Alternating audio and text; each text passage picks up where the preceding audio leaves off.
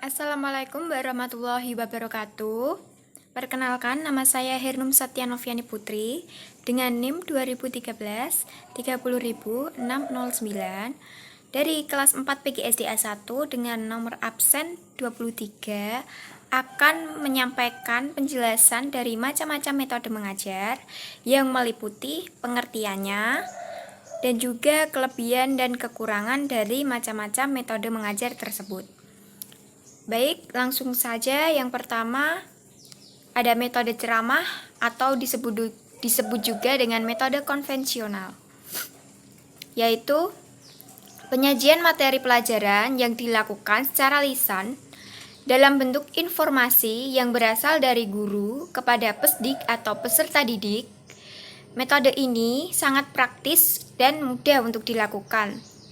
Praktis tanpa memerlukan alat seperti proyektor atau apapun itu.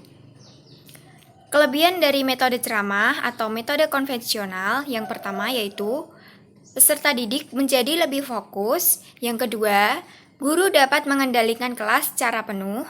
Yang ketiga, guru dapat menyampaikan pelajaran secara luas. Yang keempat, dapat diikuti peserta didik dengan jumlah yang banyak. Yang kelima, mudah dilakukan tanpa memikirkan alat. Sedangkan kekurangan dari metode ceramah atau metode konvensional yaitu yang pertama, peserta didik menjadi pasif. Yang kedua, menyebabkan peserta didik bosan dan mengantuk. Itu sering kita jumpai ya. Bahkan kita sewaktu sekolah dulu kalau dijelaskan terus itu membuat kita menjadi ngantuk atau bosan. Yang ketiga, terdapat unsur paksaan untuk mendengarkan. Jadi kita itu terlalu tegang, fokus kepada guru menjelaskan, tapi malah tidak masuk. Biasanya seperti itu. Terus yang keempat, evaluasi proses belajar sulit dikontrol, sehingga pencapaiannya tidak jelas. Yang kelima, proses pengajaran verbalisme. Jadi pembelajarannya itu fokus hanya terhadap pemberian kata-kata saja dari guru kepada peserta didik. Untuk berikutnya yaitu ada metode diskusi. Metode diskusi dilakukan secara kelompok, di mana peserta didik dibuat kelompok kecil dengan tujuan memecahkan masalah untuk mengambil kesimpulan. Adapun kelebihan dari metode diskusi, yang pertama, merangsang kreativitas peserta didik berbentuk ide, gagasan, prakarya baru dalam pemecahan masalah. Yang kedua, mengembangkan sikap toleransi pendapat orang lain. Yang ketiga, memperluas wawasan baik dari guru ataupun peserta didik itu sendiri. Yang keempat, membiasakan musyawarah dalam memecahkan masalah. Sedangkan untuk kekurangan dari metode diskusi, yang pertama, membutuhkan waktu yang cukup lama atau panjang. Yang kedua, peserta didik mendapat informasi secara terbatas. Yang ketiga, dikuasai oleh orang yang suka berbicara atau menonjolkan diri.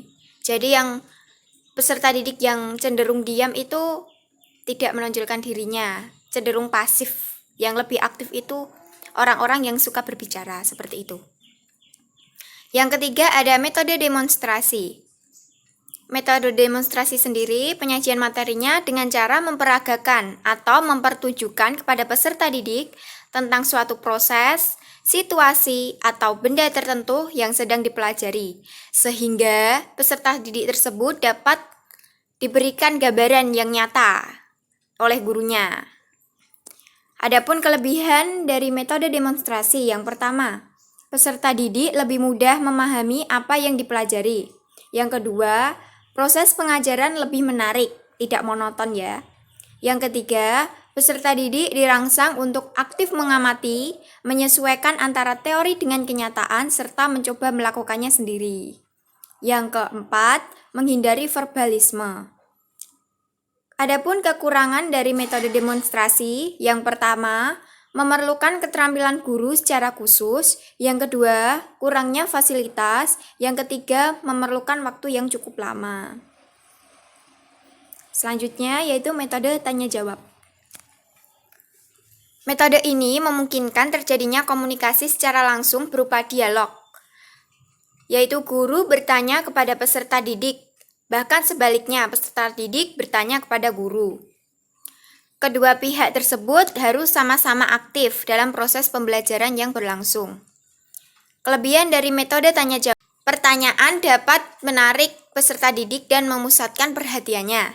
Yang kedua, merangsang peserta didik untuk melatih serta mengembangkan daya pikir atau ingatannya. Yang ketiga, mengembangkan keberanian dan keterampilan peserta didik dalam menjawab dan mengemukakan pendapat. Kekurangan dari metode tanya jawab yang pertama, peserta didik merasa takut apabila guru kurang dapat mendorong peserta didik untuk berani dengan menciptakan suasana yang tidak tegang. Yang kedua, tidak mudah membuat pertanyaan yang sesuai dengan tingkat berpikir dan mudah dipahami oleh peserta didik. Yang ketiga, sering membuang waktu banyak. Jadi, guru memberikan pertanyaan kepada peserta didik, dan peserta didik itu terkadang harus membutuhkan waktu yang lama untuk mikir terlebih dahulu. Itu yang sering membuang waktu yang banyak. Yang selanjutnya yaitu metode eksperimen. Untuk pengertiannya yaitu metode eksperimen dilakukan peserta didik dengan cara melakukan percobaan dengan mengalami dan membuktikan sendiri sesuatu yang dipelajari. Contohnya yaitu eksperimen proses pertumbuhan dan perkembangan kecambah biji kacang hijau. Seperti itu. Kelebihannya, membuat peserta didik lebih percaya diri atas kebenaran dan kesimpulan berdasarkan percobaan dari pembelajaran tersebut. Yang kedua, membuat peserta didik terbina dalam terobosan baru. Jadi ada inovasi baru dalam pembelajaran tersebut, tidak monoton dan bikin bosan dan ngantuk, tidak itu-itu aja. Yang ketiga, hasil percobaan yang berharga dapat dimanfaatkan untuk kemakmuran umat manusia. Yang kekurangannya yaitu, yang pertama, cenderung sesuai dengan bidang saintek. Yang kedua, kesulitan dalam fasilitas. Yang ketiga, menuntut ketelitian, kesabaran, dan juga ketabahan. Yang keempat, setiap percobaan tidak selalu memberikan hasil yang diharapkan. Untuk itu, menuntut ketabahan untuk hasilnya setiap percobaan tadi. Metode selanjutnya yaitu metode resitasi atau resum. Metode resitasi atau metode resum dilakukan peserta didik dengan cara menuliskan apa yang sudah disampaikan guru pada kertas atau buku dengan menggunakan bahasanya sendiri. Kelebihan dari metode resitasi yang pertama yaitu peserta didik akan lebih ingat dengan materi karena peserta didik telah menulis dan meresum materi tersebut dengan bahasanya sendiri. Yang kedua, peserta didik menjadi lebih berani dalam inisiatif dan mampu bertanggung jawab. Kekurangan dari metode resitasi yang pertama, hasil resum terkadang hanya mencontek teman, bukan hasil dari pemikirannya sendiri. Yang kedua, bisa jadi dilakukan orang lain. Yang ketiga, susah mengevaluasi apakah peserta didik benar-benar paham hasil tulisan atau resumnya itu sendiri. Untuk selanjutnya, yaitu metode karya wisata. Metode karya wisata dilakukan kunjungan di luar kelas dengan tujuan merangsang kreativitas siswa atau peserta didik dengan prinsip pengajaran modern dan dengan memanfaatkan lingkungan nyata. Contohnya yaitu study tour. Kelebihan dari metode karya wisata yang pertama, prinsip pengajaran modern dengan memanfaatkan lingkungan nyata. Yang kedua, membuat relevansi antara apa yang dipelajari dengan kebutuhan di masyarakat. Yang ketiga, merangsang kreativitas peserta didik. Yang keempat, bahan pelajaran lebih luas dan aktual. Kekurangan dari metode karya wisata yang pertama yaitu kurangnya fasilitas. Yang kedua, perlunya perencanaan yang matang. Yang ketiga, perlu koordinasi supaya waktunya tidak bertabrakan. Yang keempat, mengabaikan unsur studi. Terkadang itu lebih fokus kepada wisatanya tersebut. Jadi tidak terfokus pada studi yang akan pencapaiannya, seperti itu. Yang selanjutnya yaitu kesulitan mengatur peserta didik yang banyak. Metode yang selanjutnya yaitu metode pemberian tugas atau PR. Metode ini dilakukan guru kepada peserta didik dengan melakukan pemberian tugas khusus di luar jam pelajaran. Kelebihan dari metode pemberian tugas yang pertama, lebih merangsang peserta didik dalam melakukan aktivitas belajar individual atau kelompok. Yang kedua, dapat mengembangkan kemandirian peserta didik di luar pengawasan guru. Yang ketiga, dapat membina tanggung jawab dan disiplin dari peserta didik tersebut. Yang keempat, memperkuat kepercayaan diri akan kemampuan bila peserta didik mampu menjawab pertanyaan dari guru. Adapun kekurangan dari metode pemberian tugas atau PR. Yang pertama, pekerjaan peserta didik sulit dikontrol. Apakah benar dia yang mengerjakan tugas itu atau orang lain? Yang kedua, khusus untuk tugas kelompok, tidak jarang yang aktif mengerjakan adalah anggota tertentu saja, sedangkan anggota lainnya tidak ikut berpartisipasi atau menumpang nama. Yang ketiga, tidak mudah memberikan tugas dengan perbedaan individu peserta didik.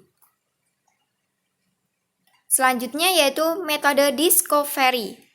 Metode pengajaran modern yang dilakukan dengan cara mengembangkan cara belajar peserta didik menjadi lebih aktif, mandiri, dan pemahaman yang lebih baik. Peserta didik mencari jawaban atas pertanyaannya sendiri sehingga dapat diingat lebih baik. Kelebihan dari metode discovery yang pertama yaitu peserta didik aktif dalam kegiatan belajar karena mereka berpikir memakai kemampuan untuk bisa menemukan hasil akhirnya. Yang kedua, peserta didik memahami benar bahan pelajaran, sebab mengalami sendiri proses menemukannya. Yang ketiga, melatih peserta didik untuk lebih banyak belajar sendiri. Kekurangan dari metode discovery yang pertama, dipersyaratkan keharusan adanya persiapan mental untuk cara belajar ini. Yang kedua, tidak efektif apabila diterapkan dalam pembelajaran ke banyak peserta didik. Yang ketiga, metode ini tak memiliki peluang berpikir bagi peserta didik karena guru. Selanjutnya yaitu metode inquiry. Metode ini melibatkan intelektual dan menuntut peserta didik memahami apa yang mereka pelajari sebagai sesuatu yang berharga. Dalam pelaksanaan metode ini, guru memberikan penjelasan yang diajarkan, kemudian memberikan tugas kepada peserta didik untuk menjawab pertanyaan yang diajukan guru sebagai evaluasi pemahaman peserta didik. Kelebihan dari metode inquiry yang pertama yaitu menimbulkan gairah belajar pada peserta didik. Yang kedua, membantu memperkuat konsep diri peserta didik. Yang ketiga, tidak menjadikan guru satu-satunya sumber belajar. Dan kekurangan dari metode inquiry yang pertama, mempersyaratkan suatu proses persiapan kemampuan berpikir yang dapat dipercaya. Yang kedua, kurang efektif untuk mengajar peserta didik dengan jumlah banyak. Yang ketiga, memerlukan fasilitas banyak. Yang keempat, kebebasan yang diberikan kepada peserta didik tidak selamanya dapat dimanfaatkan secara optimal. Metode selanjutnya yaitu metode mind mapping. Metode mind mapping itu menerapkan cara berpikir runtut terhadap suatu permasalahan, bagaimana masalah itu bisa terjadi sampai pada penyelesaiannya. Pengajaran melalui mind mapping disajikan ke dalam bentuk skema yang memiliki hubungan antara sebab dan akibat yang sangat berpengaruh. Kelebihan dari metode mind mapping yang pertama yaitu lebih mudah melihat gambaran keseluruhan. Yang kedua, membantu otak untuk mengatur, mengingat, membandingkan, dan membuat hubungan. Yang ketiga, memudahkan penambahan informasi baru. Yang keempat, setiap peta memiliki sifat unik. Kekurangan dari metode mind mapping yang pertama, Waktu terbuang untuk mencari kata kunci pengingat, karena kata kunci pengingat terpisah oleh jarak. Yang kedua, waktu terbuang untuk menulis kata-kata yang tidak berhubungan dengan ingatan. Metode selanjutnya yaitu ada metode role playing. Metode ini dilakukan dengan cara bermain peran atau drama. Dalam metode ini, melibatkan peserta didik untuk berakting dalam karakter dan situasi tertentu. Adapun tujuan dari pembelajaran ini dapat melatih interaksi dan mengekspresikan diri secara nyata sebagai contoh atas kejadian yang sebenarnya. Kelebihan dari metode role playing yang pertama, peserta didik bebas mengambil keputusan dan berekspresi secara utuh dan dapat memetik hikmah yang terkandung di dalamnya. Yang kedua, sangat menarik bagi peserta didik, memungkinkan kelas menjadi dinamis dan penuh antusias. Yang ketiga, peserta didik dapat menghayati peristiwa yang berlangsung dengan mudah. Yang keempat, guru dapat mengevaluasi pengalaman peserta didik melalui pengamatan pada waktu melakukan permainan. Kekurangan dari metode role playing yang pertama, memerlukan waktu yang banyak atau lama. Yang kedua, memerlukan kreativitas dan daya kreasi yang tinggi dari pihak guru dan peserta didik. Yang selanjutnya, ada kebanyakan peserta didik yang ditunjuk sebagai pemeran merasa malu untuk memerankan tokohnya atau berakting. Selanjutnya, dan yang terakhir yaitu metode jigsaw. Metode ini pembelajarannya dilakukan secara berkelompok. Dalam salah satu anggota kelompok mampu menguasai salah satu bagian materi yang telah disampaikan guru. Setelah setiap anggota kelompok menguasai materi bagiannya, selanjutnya mereka saling mengajarkan materi kepada anggota kelompok lainnya, sehingga kelompok mampu memahami keseluruhan materi yang sebelumnya dibagi-bagi tersebut. Kelebihan dari metode jigsaw yang pertama yaitu mempererat hubungan yang lebih baik antar peserta didik. Yang kedua, dapat mengembangkan kemampuan akademis peserta didik. Yang ketiga, peserta didik diajarkan bagaimana bekerja sama dan berkelompok. Yang keempat, pemahaman materi lebih mendalam. Yang kelima, setiap peserta didik saling mengisi satu sama lain. Adapun kekurangan dari metode jigsaw yang pertama, jika jumlah anggota kelompok kurang akan menimbulkan masalah. Yang kedua, menimbulkan waktu yang lama, apalagi ada penataan ruang yang belum terkondisi dengan baik. Sekian video penjelasan dari macam-macam metode mengajar dari saya. Kurang lebihnya saya mohon maaf atas sikap yang kurang berkenan atau kata-kata yang salah. Wassalamualaikum warahmatullahi wabarakatuh.